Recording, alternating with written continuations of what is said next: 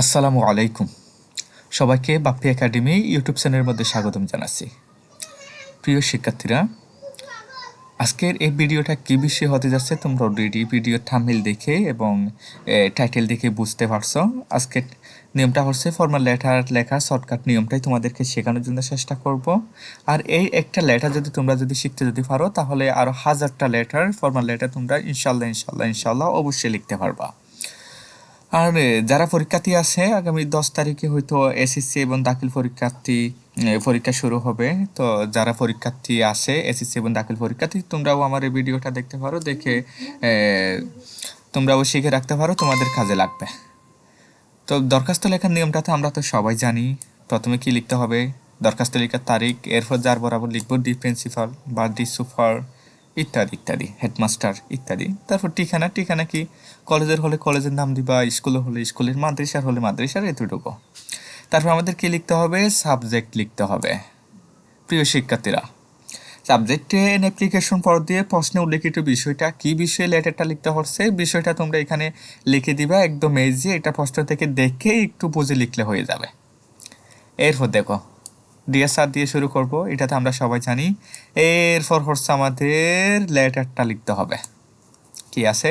We beg most respectfully to stated we are the students of our college.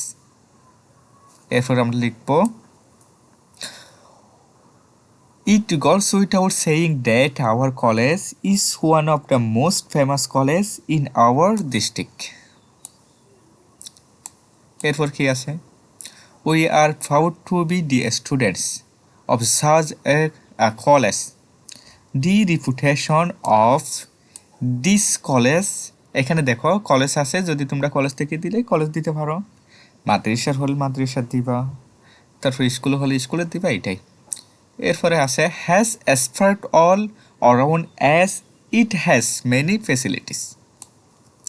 এরপর দেখো এখানে প্রশ্নে উল্লেখিত বিষয়টা আমরা কি করব? উল্লেখ করে দিব, মানে প্রশ্ন থেকে কি বিষয়ে লেটারটা লিখতে হচ্ছে তোমরা বুঝে 3 থেকে 4টি বাক্য লিখে দিলে হয়ে যাবে। এরপর কি আছে? In a real sense it will further improve the quality of our college. এতটুকু বোঝা গেছে। এরপরে কি হবে? এরপরে এখানে শেষ লাইনে আমাদের লিখতে হবে we therefore try and hope that you would be kind enough to end of there by। এরপর প্রশ্ন উল্লেখিত বিষয়টা এখানে উল্লেখ করে দিবা কি বিষয়ে লিখতে চাচ্ছ। এনাফ, এতটুকু এনাফ।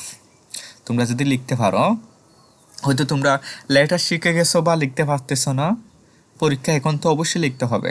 সাদা খাতা তোমরা তো জমা দিতে পারবে না, তাই না? তোমাদেরকে তো চেষ্টা করেই যেতে হবে। তো তোমরা এই নিয়মটা শিখে যাবা।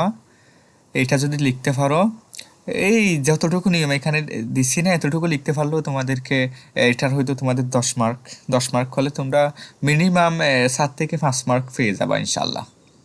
তো তাহলে তোমরা এই সুযোগটা হাতছাড়া করবে না, ভালো করে শিখে যাও, পরীক্ষায় ভালো করবা, এটাই আশাবাদী। ধন্যবাদ সবাইকে। ভালো থাকবা, সুস্থ থাকবা। আসসালামু আলাইকুম।